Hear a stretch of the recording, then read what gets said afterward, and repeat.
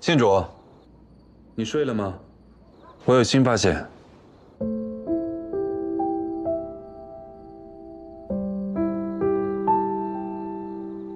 太史城有什么发现？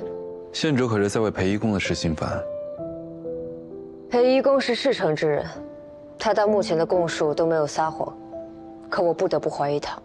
裴一公性子很直，又醉心医术，悬壶济世，与县主有惺惺相惜之感。我知你不愿意怀疑他，所以你叫我出来做什么？你是有证据证明他清白？县主抬头。此为金星合院。太史城该不会要告诉我此乃吉兆吧？县主果真不解风情。我确实不解风情。太史城有何高见？金星合院本就是难得一见的奇景。县主虽不信鬼神之说，然今偶遇此景，怎么不算运气呢？太史城果然是来劝解我的。我不是为了劝解什么，是非曲直，县主自有定夺。只是此景难得又特别，我希望县主见了美景之后，心情能好一些。所以这金星合院有什么说法？自然是阴阳和谐，国泰民安，好事将近。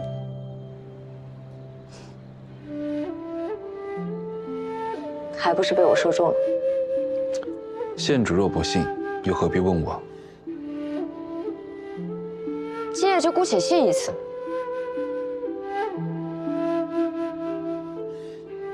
不过这么大的夜空，只有这一颗星星作伴，多少有些孤单。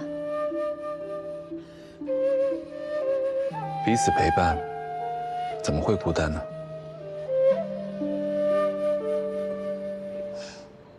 也是，平日里都是繁星满天，好不容易有独处的时间，我们却在这儿搅和了他们的心情。良辰美景莫辜负，我们不是搅了他们的心情，而是共享了他们的安宁。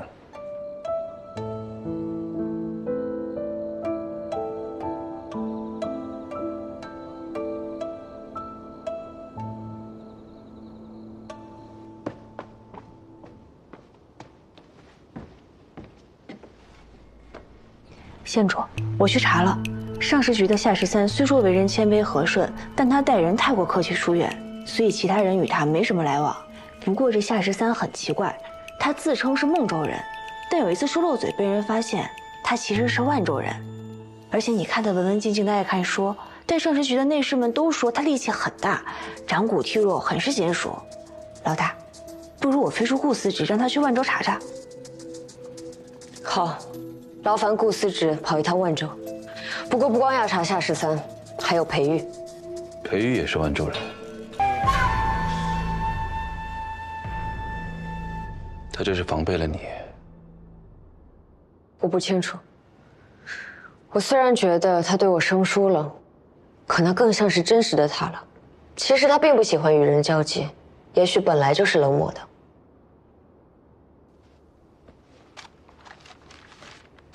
顾兄的信。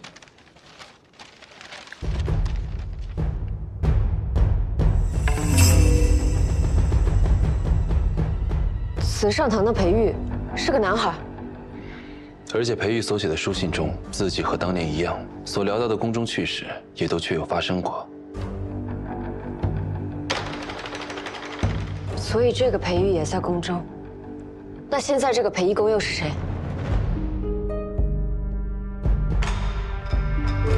裴玉入宫记录的确是女子，本是男子，随宋怀幽进宫，却变成了女子。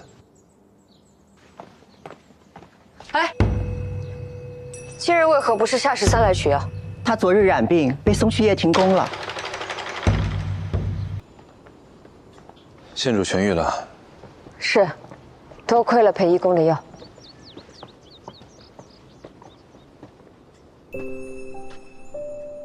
也要多谢萧兄，那晚为我及时求医。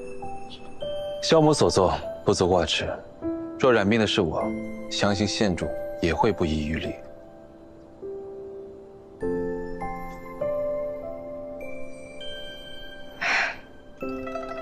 总要说出来的。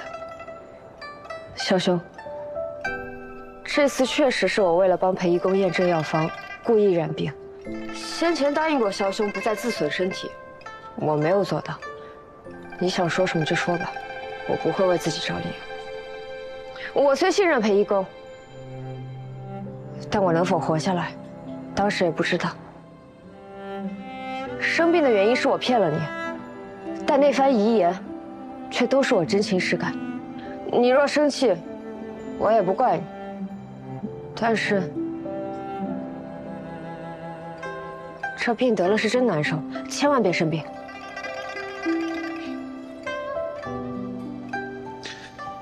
之前我见县主为查案，不惜自损身体，我觉得这种方式看似英勇，却多少有些莽撞。但这次，我才明白县主的良苦用心。在这深宫之中，只有用这种破釜沉舟的方式，才能去找寻真相，助众生。萧兄谬赞了，我哪有那么崇高？只是有这个身份，比他们多一些偏爱罢了。我为宫中拾其心疾是真的，想帮裴玉验证药方是真的，不怕死也是真的。但我害怕。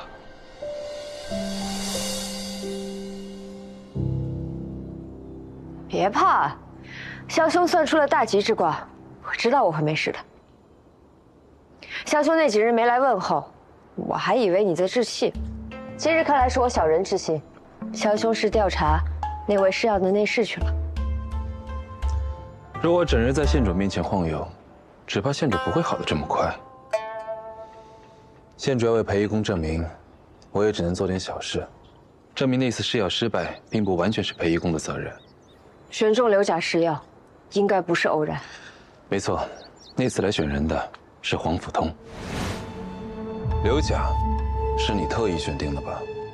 你的意思是说，裴玉的药方害死人，是我暗中阻挠吗？这女人医术不精，妖术倒是高超，个个都如此维护她。裴玉的药方姓烈，你为了不让他出头，特意找来了身患实际又有位极的刘甲。真是好笑。我3个月在换方任职一次，诊治过这么多宫人内侍，我怎知谁有危疾？再说了，病人是抓阄选中的，全凭天意。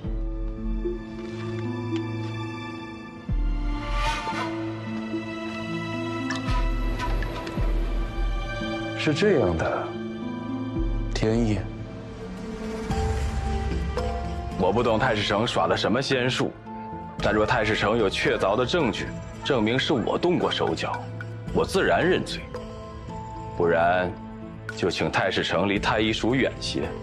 本就人手不足，若耽误了各位贵人娘子的病情，太史丞怕承担不起。是凡石，太医署可不缺这个。我猜在黄甫通用矾石水在每张纸上都写了字。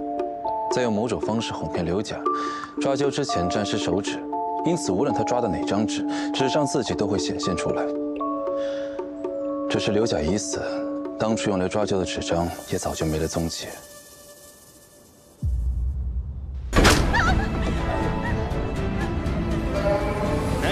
就你了。从伤痕的形状来看，像是用鞭子抽打所致。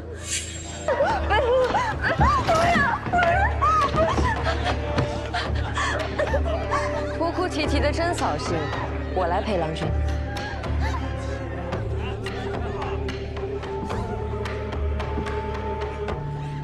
新来的吧？你就不怕吗？怕有什么用？总要讨生活，扭扭捏捏大闹一通，不如找个好倚仗。有趣，那你愿不愿意陪我玩个游戏。那郎君要先和我玩游戏才行。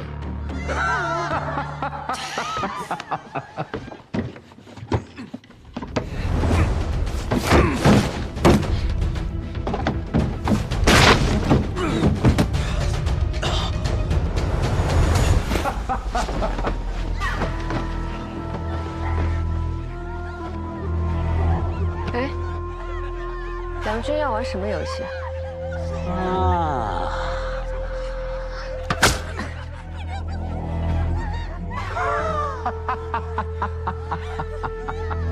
郎君的玩具真特别。那也没有这小女子特别的。该我了。好啊。郎君可记得韩笑？记得。是你的名字吗？郎君答错了，该罚。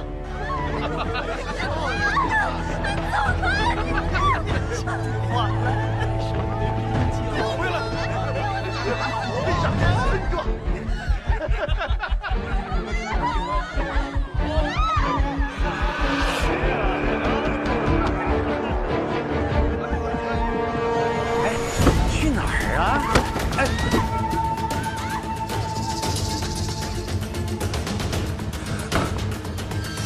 如正脸。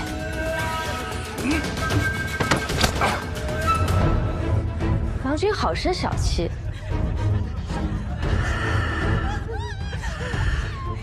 有意思。好着呢，抓住他！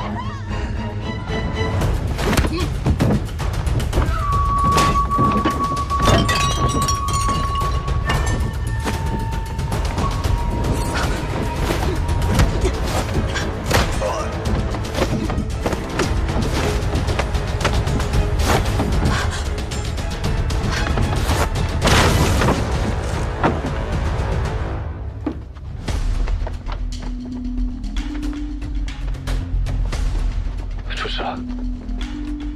圣上亲赐灵佛在此，剑符入剑身上，让开！哼，从未听过。好大胆子！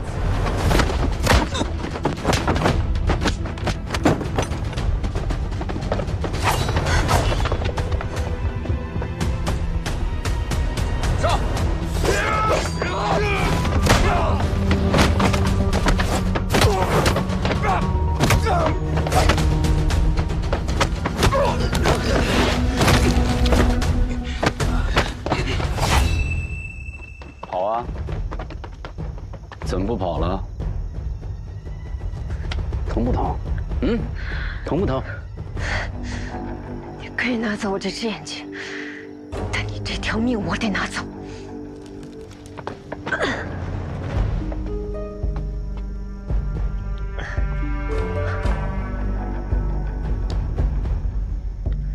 你是内卫，来这里干什么？想不通吗？想不通就跟我回内业去慢慢想。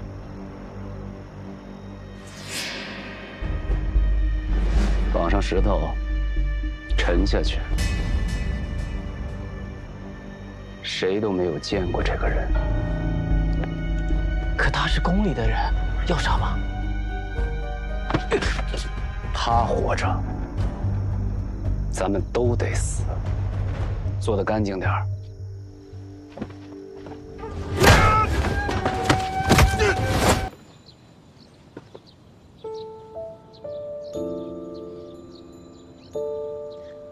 县主，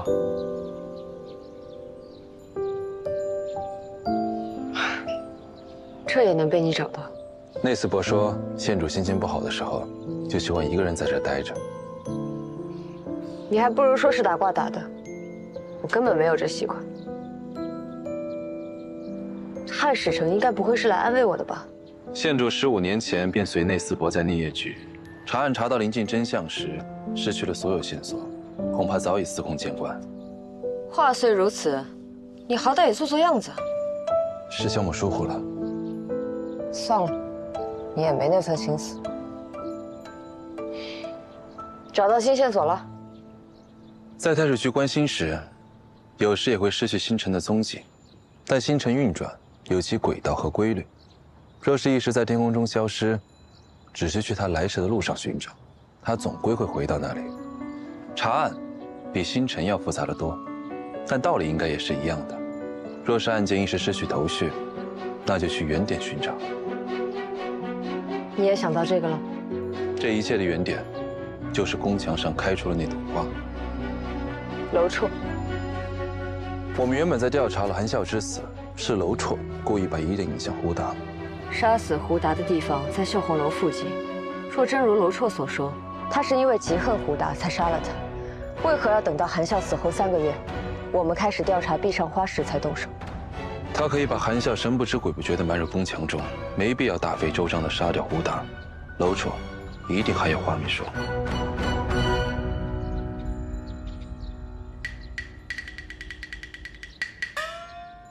我就知道你不是空手来的，还不交出来！老鬼头知道你要来找我，肯定会让你带着透花瓷。走吧。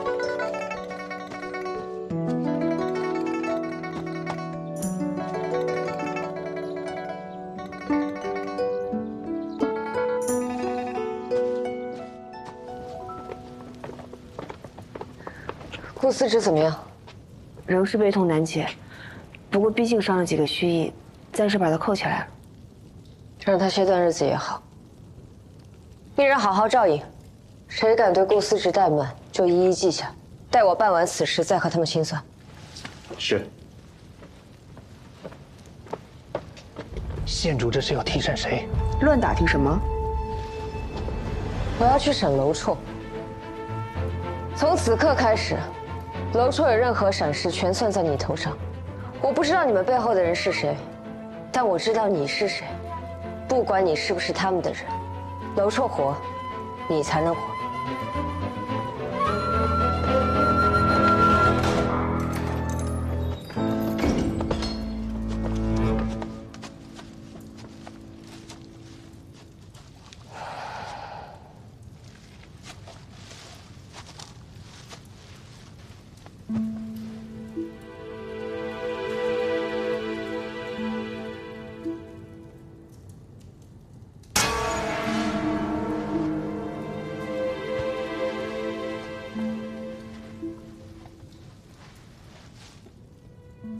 你撒谎了，你没有伤害韩笑，是你救了他。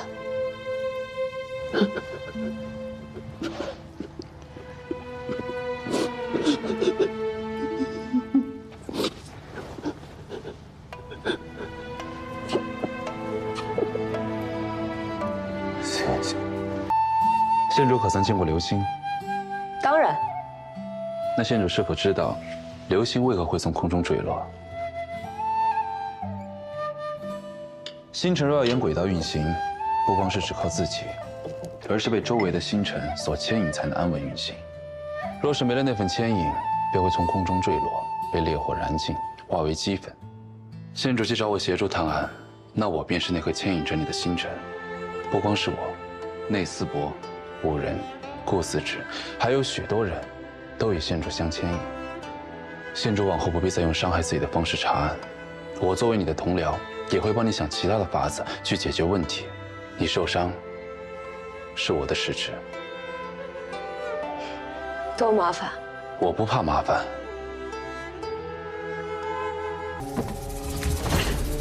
你这是把太史城怎么了？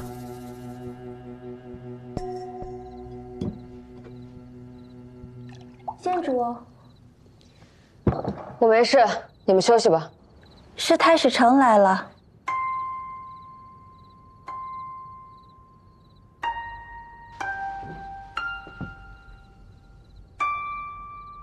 进来坐。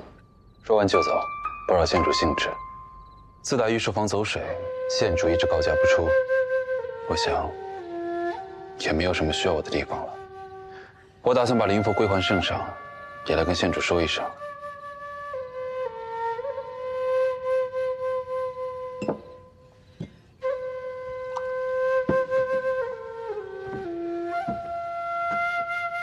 喝一杯。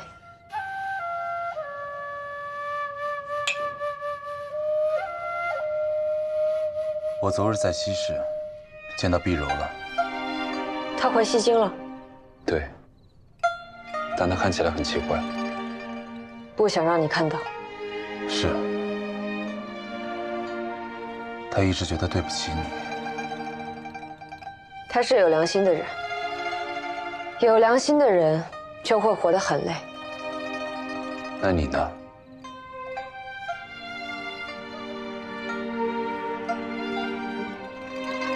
我看太史城是够累的。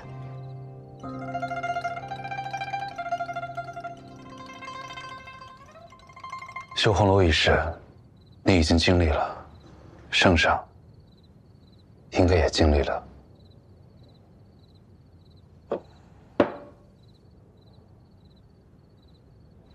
15年前，也是一个月圆夜，我生病留宿宫中，家中却突遭灭门，府上上百人口全部被杀。大理寺说他们尽力了，师傅说内业局尽力了，淑妃说圣上尽力了，可怎么才算尽力了呢？太史城不必同情我。我只是想说，我没有尽力。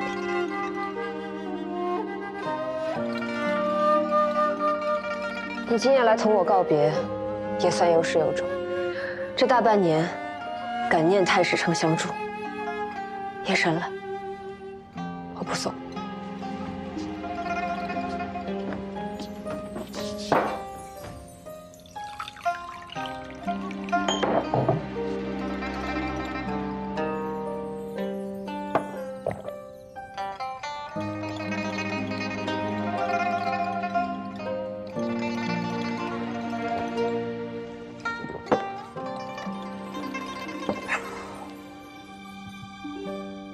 县主，你可以说圣上是在袒护那些人，但圣上也确实是用按下真相的方式保下了你。或许在圣上那里，正义被伸张的方式不只有你认定的那一种。怎么说的像是我不懂事了？内司伯、五人、顾司职，还有我们都是和你一起的。跟我一起只能被拖累，你这灵符终究是要还回去的。县主还是信不过我。天下无不散之筵席。太史城，我敬你。现在，县主可以信得过我了吧？我与吴灵符可以归还，愿与县主共进退。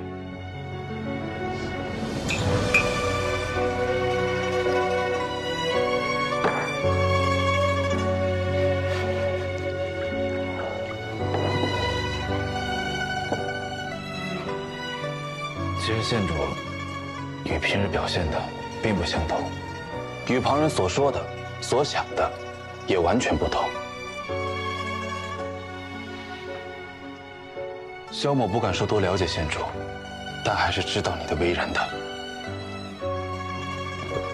多谢太史城。叫我太史城，那就还是信不过我。萧兄，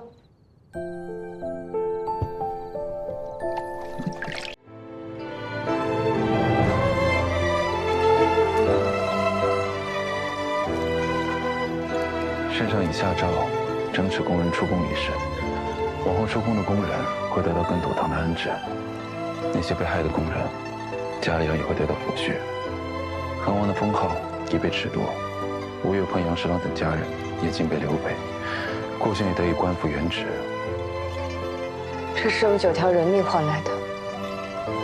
我破了案，却什么都没有守住。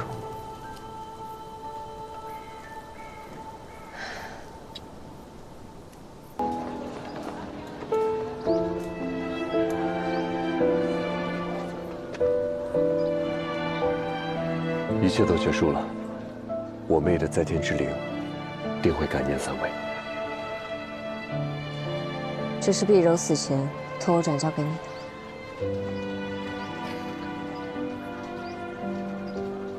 碧柔告诉我，那日桃枝得知他们要去做工，却说不清要做什么，要去哪里。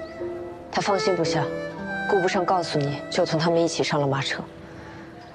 碧柔一直觉得是他害死了桃枝，他本想找到你亲自道歉，却始终没有勇气。桃枝一向这样，正直、热心，不愧是我妹妹。只怪我们去得太迟了。县主不要这么说，若不是你们全力以赴，恐怕还有更多女孩子受害。就算知道结局，那日她也一定会同他们一起上车的。若非家人来信，我还不知萧兄已命人帮我妹妹在家乡选了一块上好的墓地，让她永享安宁。多谢萧兄。萧母能做的也只有这些。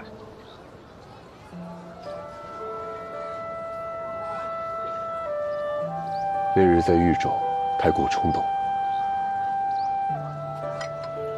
多有冒犯。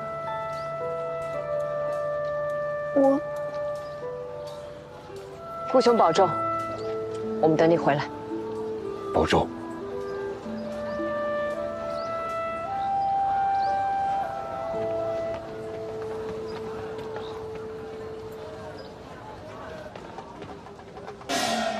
申时2刻，庞二郎为柳英儿送出彩头，国色天香。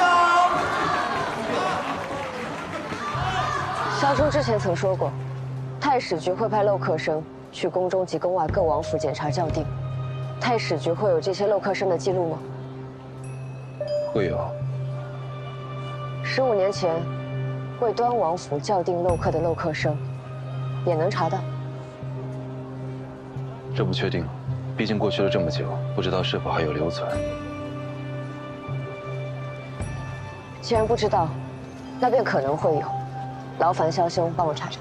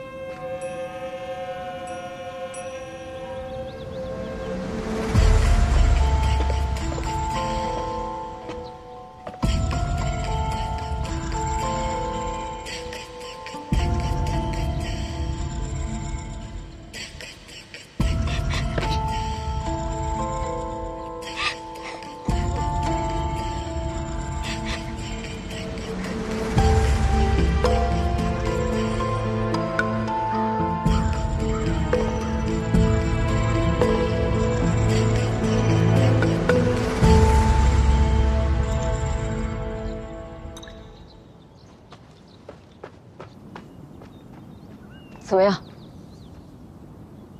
时间太久了，已经没有记录了。果然是过去太久了。多谢萧兄。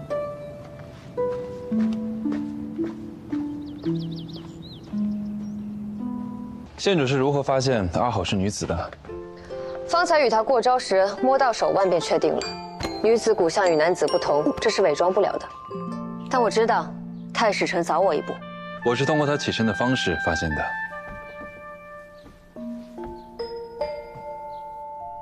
萧兄，所以我们谁赢了？县主先抓到的人，自然是县主赢了。萧兄先选对了人，还是算你赢？那就算平手。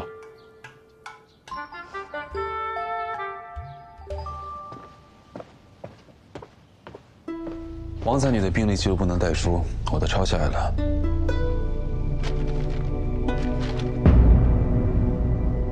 就这些，这一页纸就是他半年来看病吃药的记录。果然未有身孕记录，风寒身故。一个人活了20年，只留下风寒身故这4个字。负责他的医政怎么说10天前回乡省亲了。既然如此，我们直接去问问王才女好了。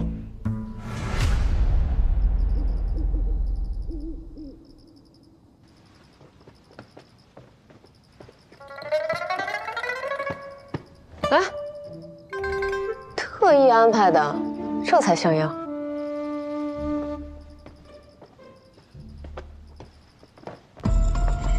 皇陵重地，不得擅闯。你看我像是擅闯吗？福昌县主，这位是王才女的表亲，娘子英年早逝，圣上费尽心力才找到她的亲眷，并特许她前来拜见。娘子已经入殓，不日就将下葬。若是吊唁余归，县主还需有许可才行。圣上悲悯，王才女听眷就是许可。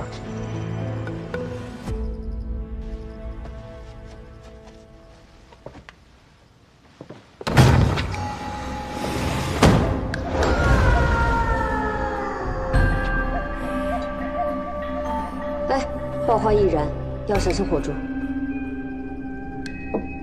是松木的爆花，防潮除味。不过天太热，放这些也无济于事。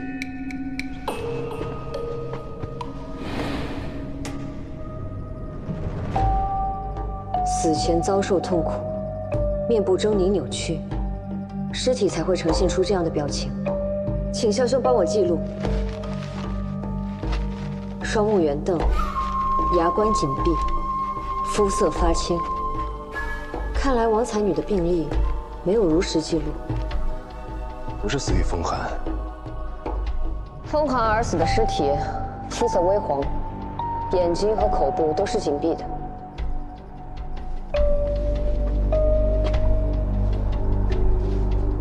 还好有冰块降温，尸体腐坏不算太严重。尸体上没有明显的伤痕或是击打的痕迹，但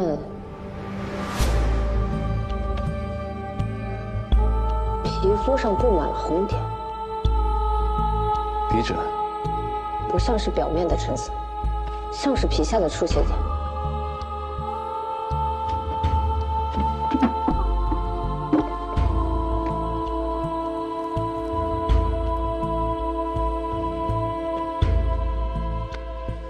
我还以为县主买腊梅饼只是为了祭拜呢。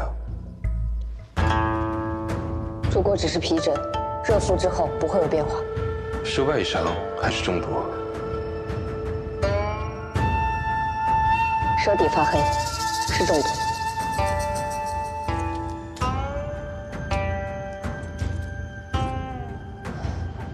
已经开始腐烂了，摸不出什么。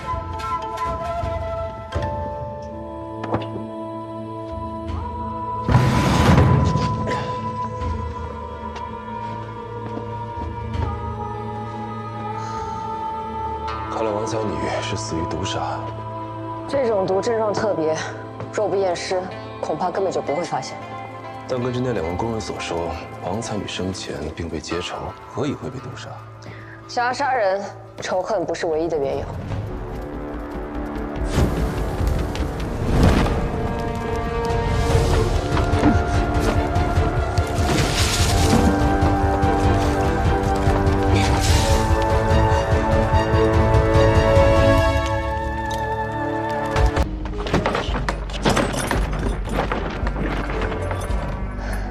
你将房门反锁也无用，想在宫中杀人灭口，实在是痴心妄想。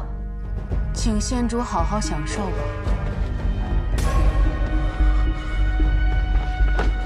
太史成，你怎么了？你头怎么这么烫？屋子有问题。哪里有问题？蜡烛。有迷烟。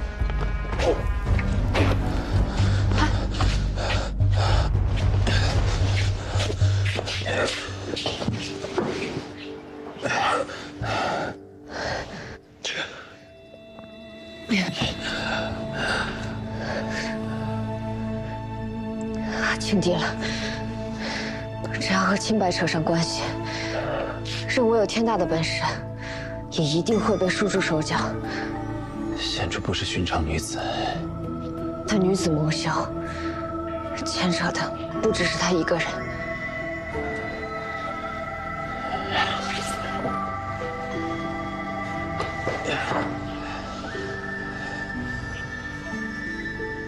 县主将我捆起来，他们便无谣言可造。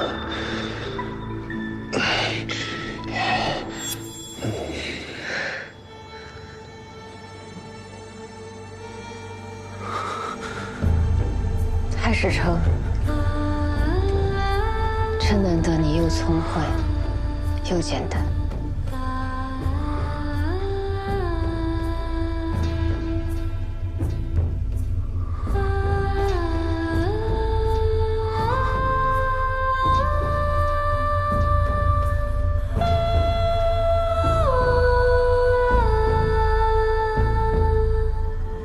屋子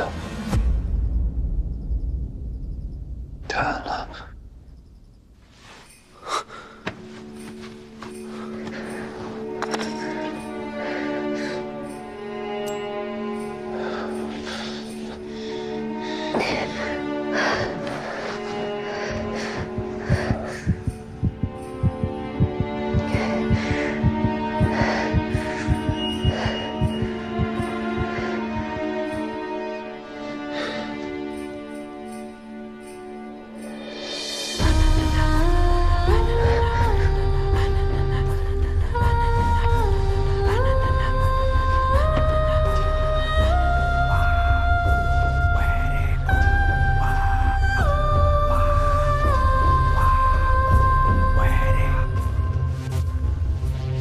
县主，县主，县主，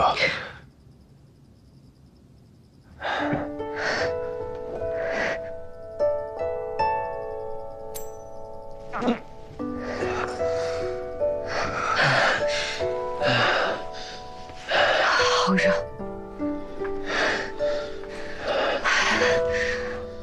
我们要不要把窗户纸捅破？什么？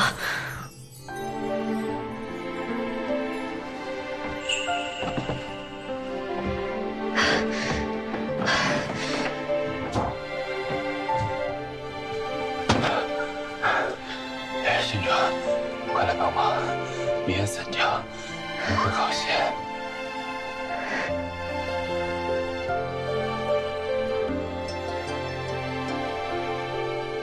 我中了迷，没力气了。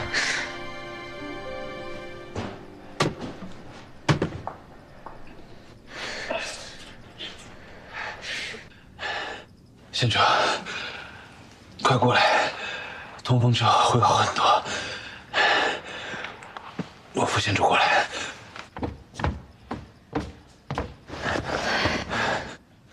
太史丞，得罪了。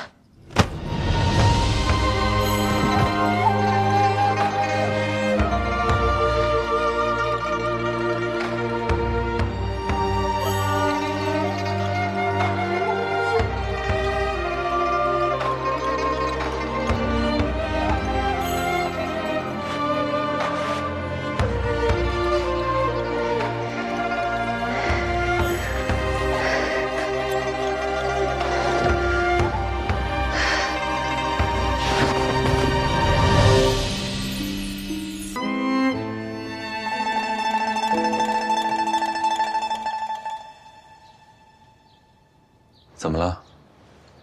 肿了，不碍事。先上点药吧。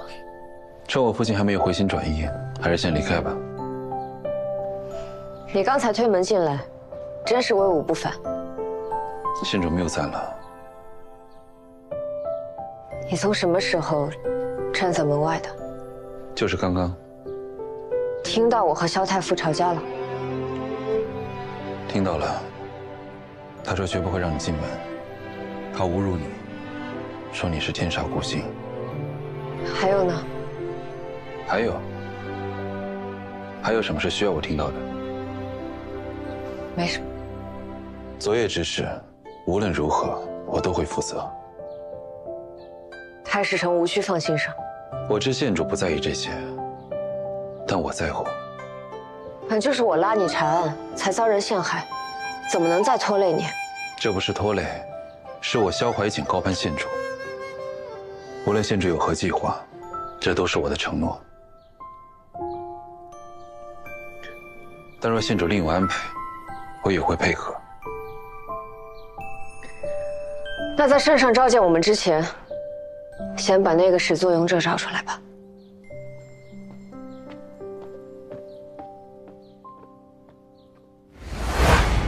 你一直都是在利用怀瑾，是又如何？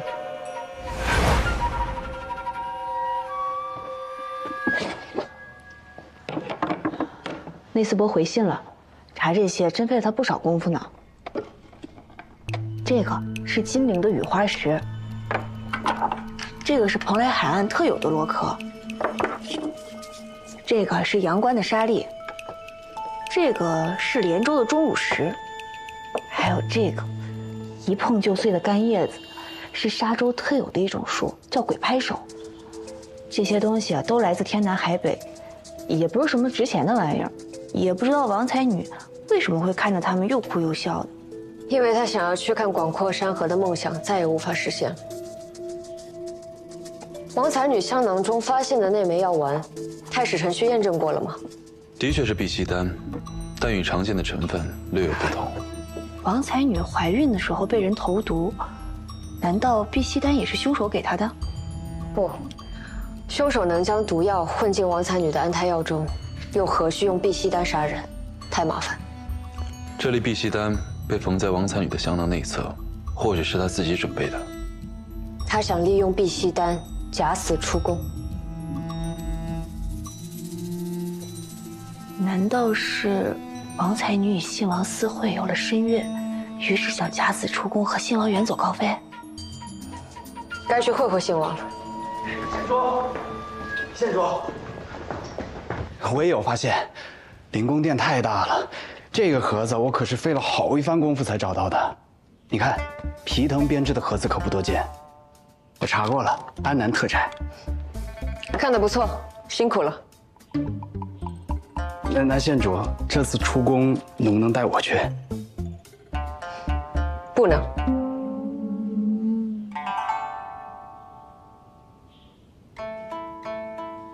是。走吧。少兄，三人同去信王府，像是兴师问罪，只怕对方会有所隐瞒。我去查承恩宫到底为何停工。老大，你和太史丞怎么了？刚才我就觉得怪怪的。没怎么，太史丞说的没错，分头行动，两边都不耽搁。绝对有问题，我们两个一块去，还怕有问不出来的口供？平时都是我们三个一块查案的，怎么偏偏今日要分头行动？避嫌啊！一定是避嫌。太史丞也知道赐婚的事儿啊？知道了。那不对啊，那为何要避嫌呢？害羞？也不对，也不对。太史丞方才并无害羞之色，反而是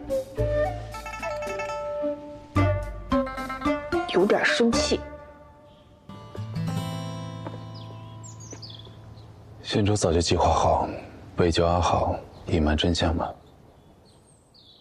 韦贤妃善翻手为云，覆手为雨，但有一事，她说的没错，无人能证明玉书腹中的孩子是圣上的。此事若起风波，唯一能够落罪的，也只有构陷你我的竞合。贤妃总能全身而退。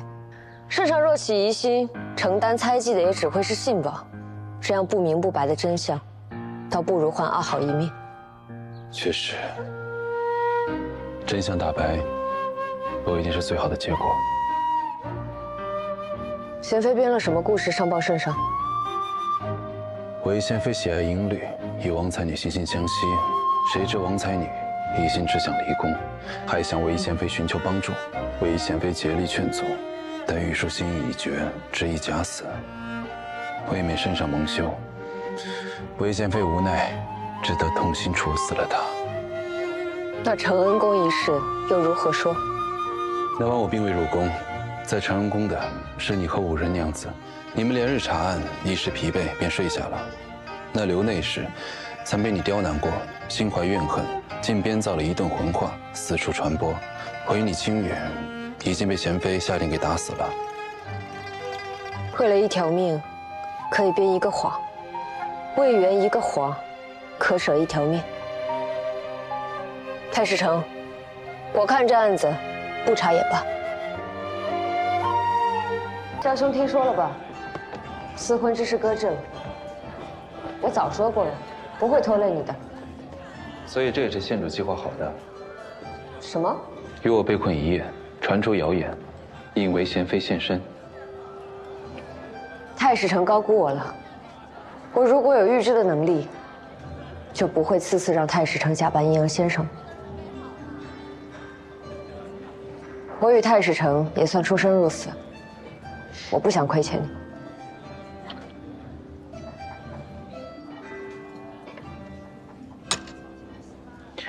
两个人待在一处，本就是相互亏欠，有了往来，自会有亏欠，有了亏欠，才能继续往来。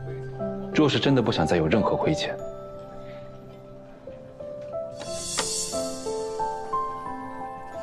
就只能就此别过，再无瓜葛。太史丞吓唬我？我不知道县主哪句话是真，哪句话是假，我只是将我的内心话说出来而已。我那日说的话，是为了气你父亲，他说话实在难听。无妨，都已经过去了。我就知道，你那天偷听到了。你在我家谈论与我的婚事，怎能说是我偷听呢？反正你就是偷听了。恶语最伤人，县主说话也实属难听。还假装没听到，若无其事的跟我查案。我那是大局为重。你不会还偷偷伤心了吧？县主也不要把自己看得太过重要。我说你额头的伤怎么好的那么慢？定是不好好上药，专门给我看的。无稽之谈，莫名其妙。好了，终究是我不对，我向你赔罪。不必，不接受。小气。